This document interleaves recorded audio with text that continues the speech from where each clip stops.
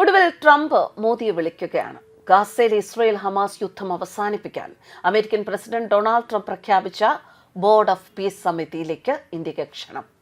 യുദ്ധാനന്തര ഗാസയുടെ പുനർനിർമ്മാണത്തിലും ഭരണനിർവഹണത്തിലും ഭാരതത്തിന്റെ സാന്നിധ്യം ആവശ്യമാണ്. ട്രംപിന്റെ ഈ നീക്കം അത് ഉറപ്പാക്കുന്നതാണ്. പശ്ചിമേഷ്യൻ രാജ്യങ്ങളുമായും ഇസ്രയേലുമായും ഒരേപോലെ വളരെ ഗാഢമായ ഒരു ബന്ധം പുലർത്തുന്ന ഒരേ ഒരു രാജ്യം, അതാണ് നമ്മുടെ ഭാരതം. പ്രധാനമന്ത്രി നരേന്ദ്രമോദിയുടെ നയതന്ത്ര മികവിന് ഒരിക്കൽ കൂടി കയ്യടി. ആ മികവ് തന്നെയാണ് ഈ നേട്ടത്തിന് പിന്നിൽ എന്നാണ് വിലയിരുത്തൽ.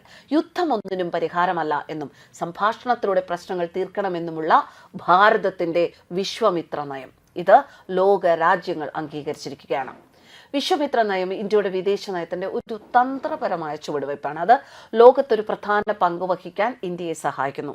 ഈ കഴിഞ്ഞ വർഷങ്ങളിൽ അന്താരാഷ്ട്ര ബന്ധങ്ങളിൽ ഇന്ത്യ ശ്രദ്ധിച്ചാൽ നമുക്കറിയാം ഒരു പ്രധാന പങ്കാളിയാണ്. ആഗോളവേദിയിൽ നിർണായക പങ്ക് വഹിക്കുന്നതിനായി അതിന്റെ ചേരിചേരാ നിലപാട് ഉപേക്ഷിച്ചു. ഈ പരിവർത്തനത്തിന്റെ കാതൽ വിശ്വാമിത്ര നയമാണ്.